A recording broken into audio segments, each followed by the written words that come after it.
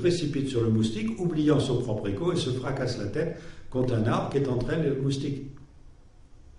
En prenant l'écho des autres, on se trompe. Or, dans l'ignorance du principe du dédoublement, on peut dire que nous vivons tous en utilisant un potentiel que nous n'avons pas fabriqué, mais qui est fabriqué par la collectivité, et que ces collectivités ne pensent pas forcément à nous faire survivre. Nous seuls sommes capables de survivre par nous-mêmes à une condition, c'est de faire intervenir celui qui nous dédouble dans le passé et qui est maître de nos questions.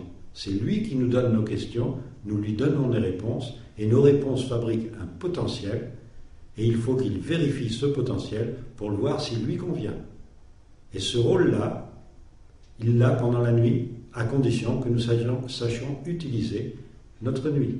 Alors, justement, c'est ça qui va nous intéresser peut-être en particulier ce soir. On n'a pas besoin de le savoir pour que ça fonctionne. Non. Les enfants, par exemple, l'utilisent très bien. Bien sûr.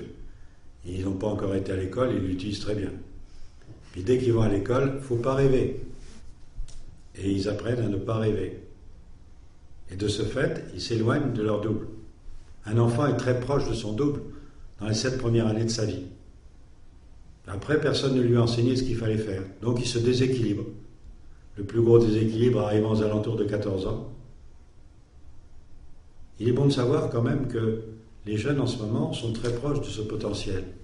Ils sont très différents des plus âgés qui ont un potentiel différent, beaucoup moins adapté au monde actuel. Plus les jeunes sont jeunes, plus ils sont adaptés. Parce que les potentiels en ce moment s'ouvrent d'une façon sensationnelle. Nous récoltons le fruit d'un cycle de 25 000 ans. L'humanité a fabriqué pendant un cycle, il y a un cycle de dédoublement du temps qui dure 25 920 ans, et nous récoltons le potentiel qui a été fabriqué pendant tout ce temps. Nous en avons évidemment la violence, nous en avons le déséquilibre, mais ce qu'il faut rechercher, c'est l'équilibre, et c'est très facile. Très facile. C'est pour ça que quand on dit que le double, ça marche très bien, eh bien, il suffit de le faire marcher. Donc, est-ce que vous pouvez nous donner une illustration, ou on va dire le mode d'emploi, je ne sais pas si ça peut être aussi rapide, mais en tout cas, ce qu'il faut faire et peut-être ce qu'il ne faut pas faire. Oui, mais le risque, c'est de dire ça en 5 minutes, risque d'entraîner des erreurs, parce que l'application nécessite quand même une approche un peu plus longue.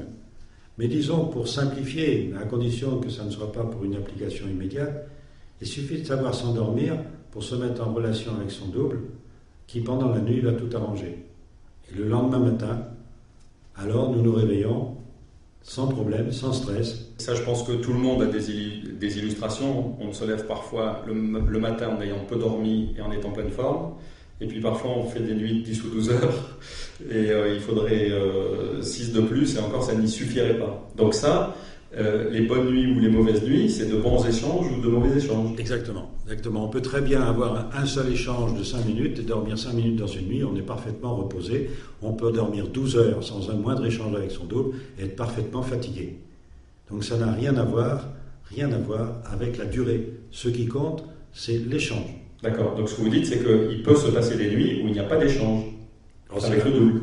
Disons que dans l'ignorance, c'est presque 100% des gens qui sont dans les mauvais échanges d'informations nocturnes et qui se réveillent avec des maux de tête, des colères, on n'est pas bien, la panne oreiller, on n'a pas envie de travailler, on a envie de rien faire, surtout le lundi matin, et tout ça, ça va mal. Alors on va voir un match de rugby pour se distraire. Ça ne change pas beaucoup le déséquilibre, mais si on arrive à faire en sorte que le double va rendre visite à notre futur, c'est le but de la nuit, et nous lui permettons d'y aller, alors il voit tout le foutoir qu'on a créé, il arrange ça, et il revient nous dire « halte ». Nous ne l'entendons pas, mais notre corps l'entend. Chacune de nos cellules prend l'information. Nous sommes faits pour cela, et notre double sait très bien remettre notre corps d'aplomb. Oui, c'est ça, c'est-à-dire que pendant la nuit, cet échange avec le double, en fait, c'est un échange d'informations. Uniquement d'informations. C'est notre corps qui prend les informations et c'est lui qui ensuite nous les restitue dans la journée parce qu'il a servi d'enregistreur. Le passage du double dans notre corps nous donne des informations et nous donne des instincts nouveaux que notre corps nous restitue.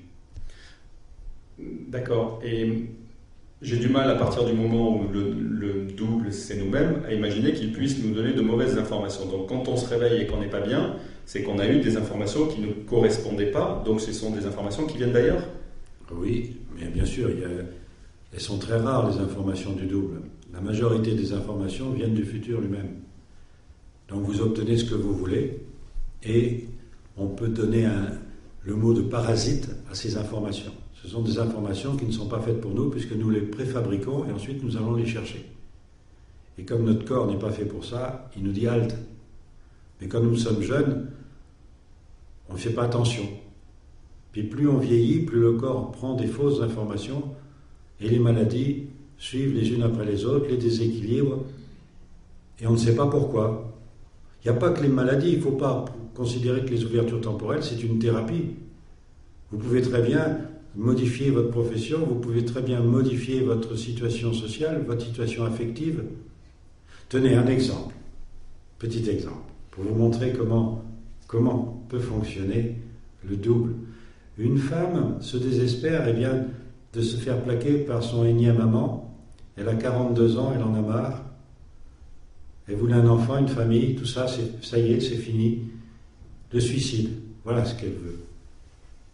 Alors, avant de se suicider, elle va chez sa mère. Sa mère, évidemment, lui dit, c'est pas la solution. Mais vous savez, pour faire changer la vie à une personne en dépression, c'est très difficile. Au Canada, au même moment, il y a quelqu'un qui vient de divorcer et qui emmène ses cartons pour laisser le domicile conjugal à sa femme. Il y a un carton qui tombe, un vieil agenda qui s'ouvre, il ramasse, et cet agenda lui montre le nom de son premier amour, quand il était étudiant. Oh, il se dit, tiens, si je lui téléphonais, puis il se dit, c'est bête quand même, parce que j'ai le téléphone de la mère. 20 ans après, elle n'est quand même pas chez sa mère. Il téléphone, et c'est elle qui décroche, puisqu'elle est venue voir sa mère. Ils sont heureux, je ne sais pas s'ils ont des enfants. Inversement, on peut donner un autre exemple. Quelqu'un qui tous les matins va prendre le métro à droite, ce matin-là va à gauche. Au bout de la rue, une femme qui passe en voiture tous les jours, sa voiture tombe en panne. Ils ne savent pas qu'ils vont se marier. C'est prévu. Oui, mais le monsieur se dit, je suis complètement idiot, qu'est-ce que je fais là? Parce qu'il est intelligent, il a fait des études, il sait ce que c'est que la distraction, alors il fait demi-tour. Comme, qu'est-ce que je suis bête? Puis la femme, à ce moment-là, la voiture, elle redémarre, elle ne sait même pas pourquoi. Ils ne furent pas heureux et n'eurent pas beaucoup d'enfants. C'est la moralité de cette histoire, mais les deux sont authentiques. Oui, mais là derrière, si elles sont authentiques, où est la preuve de l'existence du double? Il n'y a pas de preuve. Parce que c'est tout organisé par le double. Et quand on sait écouter le double, quand on sait se laisser guider comme un peu l'oiseau sur la branche se laisse pousser par le vent, alors le futur que l'on rencontre est un futur qui nous est adapté. Notre corps dit oui, il n'est plus stressé, il est joyeux.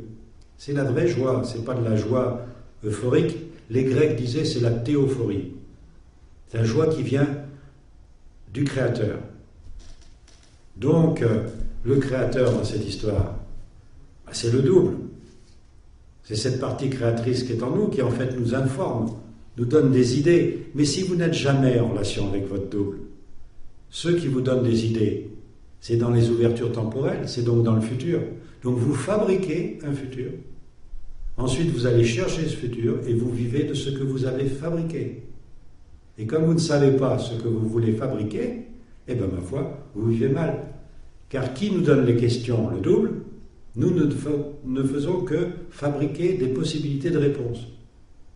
Mais comment aller chercher des réponses quand on ne connaît pas la question? La majorité des hommes sur Terre ont la solution de questions qu'ils ne se sont jamais posées. Donc ce qui est important, c'est de trouver nos propres questions. Voilà. Mais j'en reviens à vos exemples précédents. En fait, ce que vous voulez nous dire, c'est que le double peut organiser les choses pour nous et qu'il faut parfois se laisser guider. Il faudrait toujours se laisser guider. Évidemment, la nuit n'est pas suffisante. Les échanges d'informations peuvent être permanents. Si on arrive à ça, évidemment, on arrive à un équilibre parfait. Alors, il ne faut pas rêver. La preuve qu'il ne faut pas rêver, c'est que nous n'avons pas l'équilibre puisque nous finissons tous dans le trou. Et c'est le double qui seul nous fait revivre après la mort. Après la mort, bon, il y a une nombreuse littérature à ce sujet-là, hein, qu'on n'a pas appelé le double, mais en fait, est-ce que ça ne rejoint pas ce qu'on appelle dans notre tradition l'ange gardien ? Oui, mais c'est un mauvais mot. C'est un mauvais mot dans le sens qu'il y a une connotation derrière, avec tout un folklore. Il faut quand même se méfier de ce qu'on avance. Quand on dit un double, c'est nous-mêmes. C'est nous-mêmes. Alors si vous trouvez que l'autre est angélique, appelez-le comme ça si vous voulez. Si l'autre, vous trouvez que c'est un dieu, appelez-le comme ça. Le problème, c'est que c'est nous. Nous, c'est pas quelqu'un d'autre. C'est nous. C'est nous dans un temps différent. Dans un autre temps. Voilà. C'est pour ça que le mot double n'est pas bon. Pas plus qu'une particule dédoublée, c'est pas une particule double. C'est la même particule dans un temps différent. Vous vibrez entre deux temps différents et la vibration est un échange d'informations. Vous êtes présent dans un temps, vous êtes présent dans l'autre et vous vivez dans les deux temps parce que vous faites un échange d'informations. Cet échange d'informations n'a pas le temps d'apparaître puisque ça se passe dans une ouverture temporelle. Donc vous avez l'impression d'être libre, mais vous êtes attaché à un double. Et comme vous en détachez, vous croyez être encore plus libre, et bien vous vous attachez au futur et vous devenez possédé par le futur. Vos pensées ne sont plus vos pensées. Il y a des expériences qui ont prouvé cela. Ne croyez pas que ce n'est que des suppositions. On a pu prouver, et le précurseur de ces affirmations prouvées est le professeur Libé, qui a démontré que 0,5 secondes avant que vous pensiez à faire quelque chose, votre cerveau a reçu l'ordre de le faire. La question est, qui a donné l'ordre au cerveau ?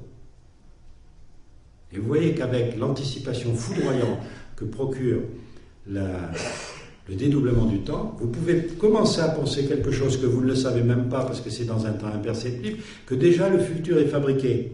Ce futur fabriqué vous donne une information qui est perçue par votre cerveau et à ce moment-là, la pensée devient consciente. Vous avez donc la conséquence de votre pensée qui est consciente alors que la pensée elle-même initiale ne l'est pas. Vous avez donc une cause initiale inconnue qui vous donne une cause finale connue, mais qui arrive après coup. C'est pour ça qu'Aristote disait « tout est fait à une double cause, une cause initiale et une cause finale ». On peut se demander comment Aristote pouvait savoir cela. Oui, en fait, comment Aristote pouvait savoir cela, on verra, et c'est le thème de la prochaine conférence, que en fait, les Grecs en particulier, d'autres peuples aussi, mais les Grecs connaissaient ça très bien. Revenons-en à la nuit. Il y a une chose qu'on n'a pas évoquée, le rêve. C'est important de se souvenir de ses rêves. Est-ce que ça a quelque chose à voir ? Aucune importance. Ce qui compte, c'est que le double puisse venir donner des informations pendant la nuit. Les retenir, on n'en a pas besoin. Oui, vous disiez même que le rêve pourrait être une illustration intéressante de ces temps différents, puisque très souvent, quand on est réveillé, par exemple, par surprise, avec un rêve dont on est certain qu'il a duré longtemps, en fait, on s'est rendu compte que ça se passait dans une fraction de seconde, et ça peut être mesuré aussi. Ah oui, on a même été plus loin que ça. On s'est aperçu, par tout un système performant, que lorsqu'on réveillait quelqu'un, le rêve ne durait que le temps par exemple, du bruit qui avait réveillé la personne et du réveil. D'ailleurs, le rêve était déclenché par le bruit qui réveillait le dormeur.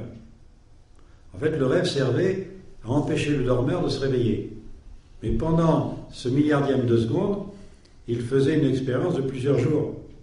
Et il avait l'impression qu'on l'avait sorti d'un bon rêve à cause du bruit, alors que c'était le bruit qui avait déclenché le rêve. Donc, ce qui peut être une preuve, s'il en faut, justement de l'existence de plusieurs temps. Oui, exactement, parce que vous savez tous qu'on rêve des choses très importantes au niveau de la durée, alors que le rêve ne dure rien du tout. C'est vraiment imperceptible. C'est des phases Le rêve paradoxal, on l'a appelé paradoxal parce que vous ne bougez pas et votre activité intellectuelle est très grande. Alors les Français ont appelé ça le rêve paradoxal. Le sommeil. Le sommeil paradoxal. Les Américains, eux, voient que l'homme ne bouge pas, la personne endormie ne bouge pas, mais les yeux bougent énormément, révélant une activité intellectuelle. Donc ils ont appelé ça mouvement rapide des yeux, REM. Le REM ou le sommeil paradoxal, c'est la même chose, c'est là où se passent des échanges d'informations. Vous n'êtes plus là, vous n'êtes plus dans votre lit, vous n'êtes plus dans votre corps ne bouge plus, vous êtes immobile parce que vous n'êtes plus là. Alors ça c'est... ça peut faire peur. Mais en même temps, c'est une réalité qu'on vit très régulièrement.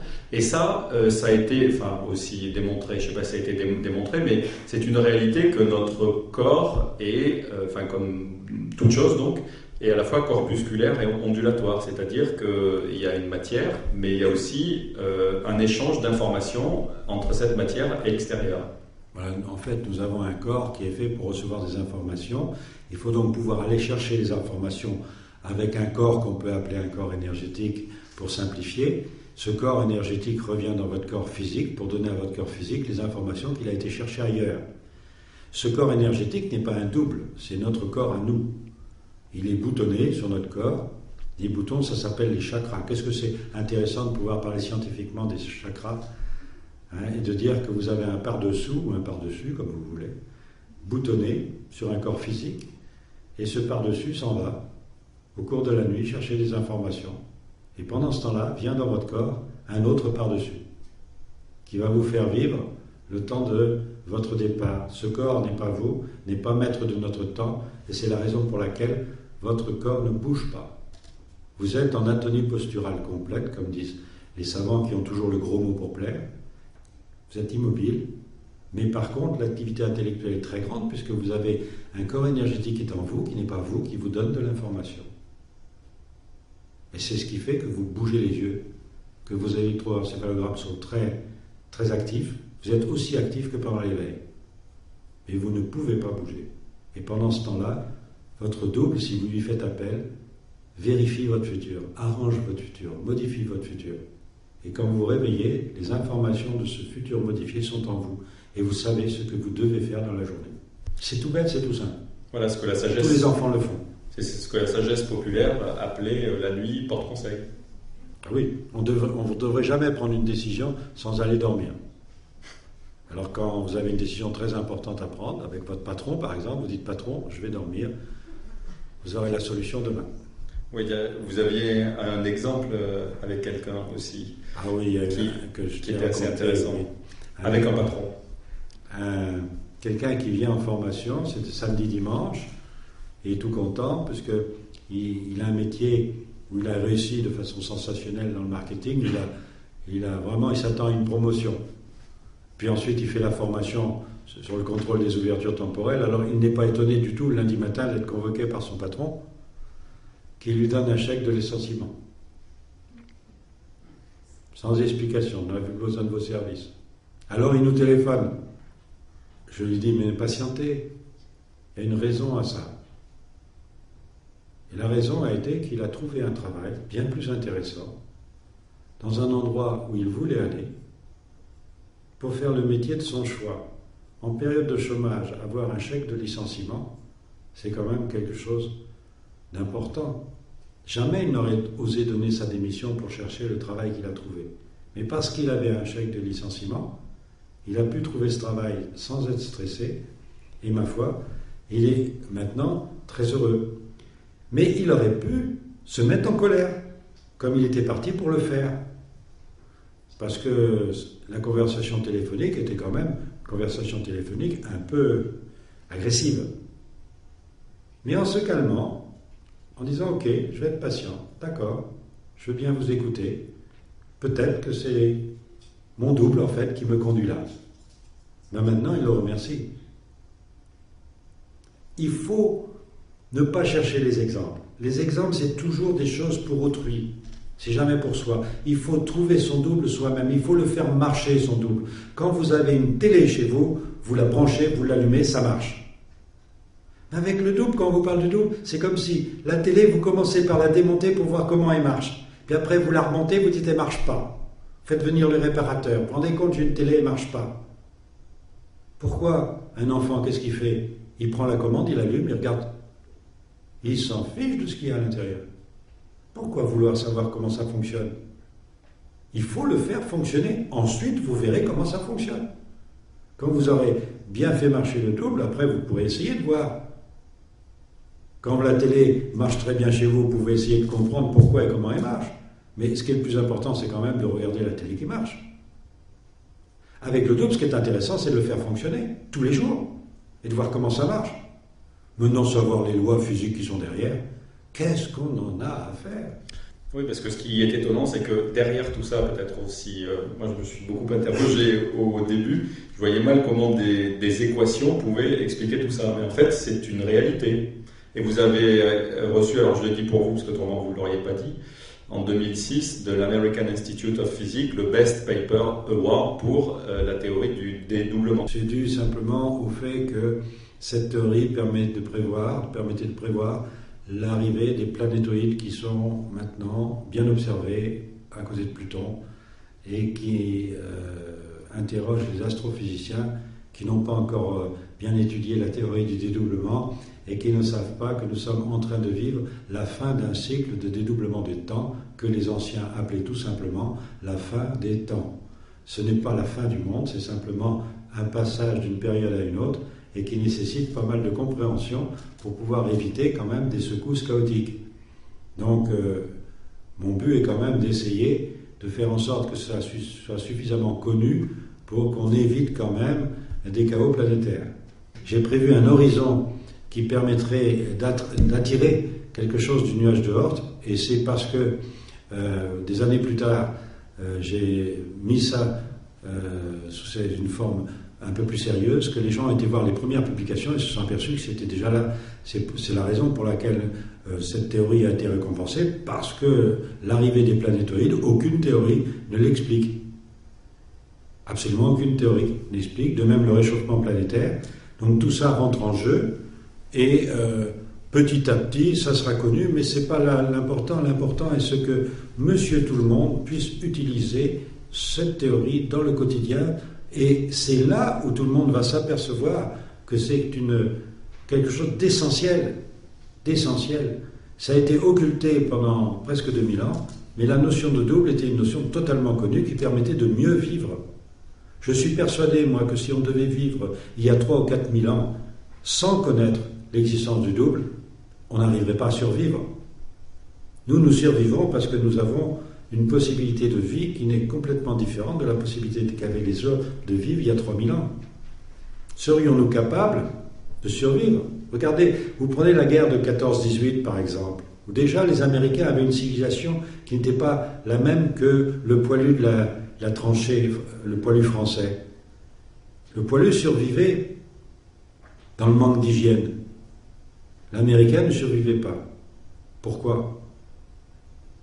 Parce que le Français était habitué à une vie rurale un peu rude, et l'Américain était déjà habitué à une civilisation que l'on connaît maintenant mieux, c'est-à-dire ce qu'on appelle la civilisation avec un grand C.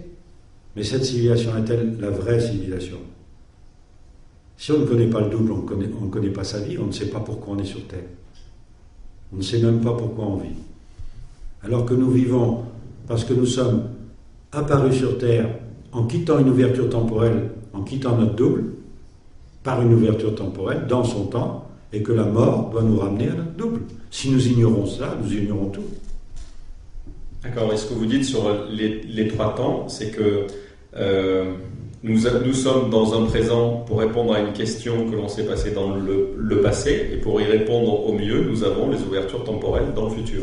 Il faut les utiliser. Il faut utiliser tous les instants imperceptibles. Or, il y a autant d'instants imperceptibles qu'il y a de temps perceptible. C'est-à-dire que vous pouvez utiliser les ouvertures temporelles tout le temps. Et ça, c'est une nouveauté qui est liée à la fin du cycle. Depuis l'année 1989, une année marquée par une explosion solaire d'envergure, nous avons la possibilité d'avoir toutes les informations du futur dans chaque ouverture temporelle. Donc ça, c'est une notion que l'on développera peut-être la prochaine fois, hein, cette notion de cycle de 25 000 ans, de 75 000 ans, etc. Et de cette fin, de cette période qui correspond qui est une fin vous dites, différence. Non, c'est pas la fin des temps, c'est dans la fin du dédoublement des temps.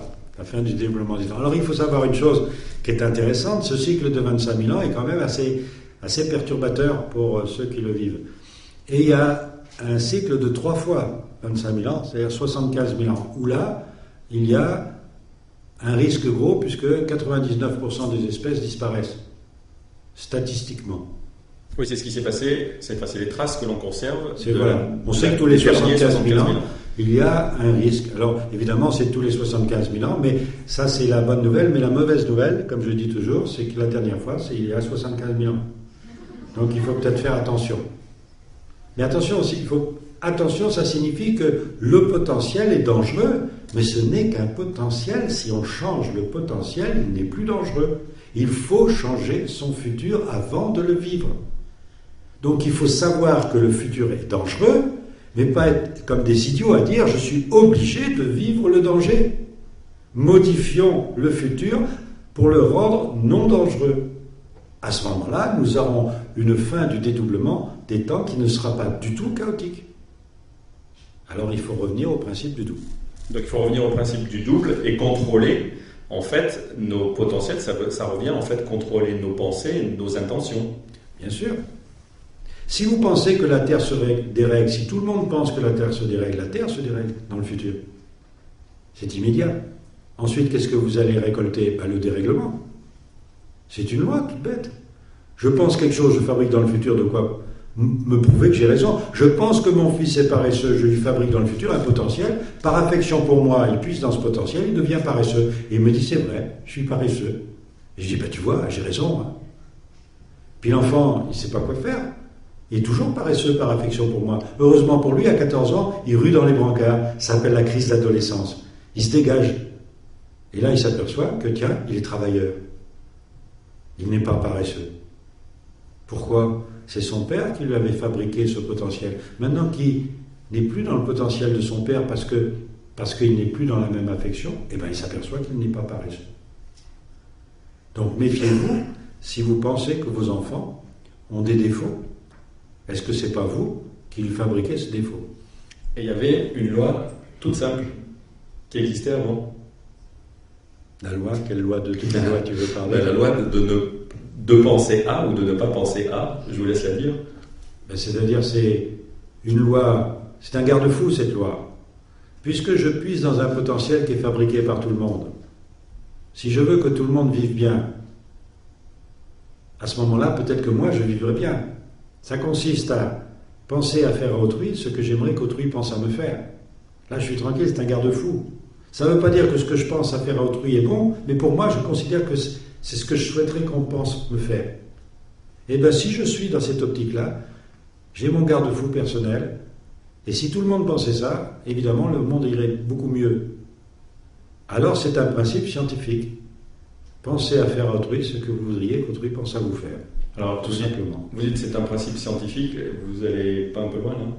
Mais non, puisque si je fabrique un potentiel qui est disponible pour tout le monde, ce potentiel ne s'ouvre que si la personne est dans les mêmes pensées que moi. C'est-à-dire s'il y a une relation d'amitié entre elle et moi. Si maintenant il y a une relation d'inimitié, le potentiel se ferme.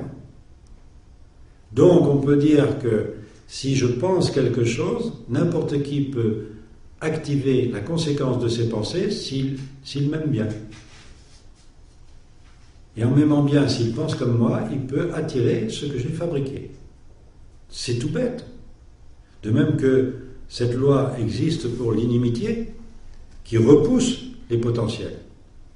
J'ouvre les potentiels par amitié, je les referme par l'inimitié. Mais imaginez maintenant que votre ennemi est à son tour une réaction d'inimitié, les potentiels d'inimitié s'ouvrent et c'est la guerre. Donc on peut dire de façon scientifique, la haine est une énergie d'attraction pour deux ennemis, l'amour est une énergie d'attraction pour deux amis, Et l'amour est une loi de répulsion pour les ennemis dont on est ami. Bon. Donc, il y a une conclusion en fait on en conclut, c'est quoi? Aimez vos ennemis. Ah oui. Et c'est scientifique aussi. On peut dire que c'est scientifique.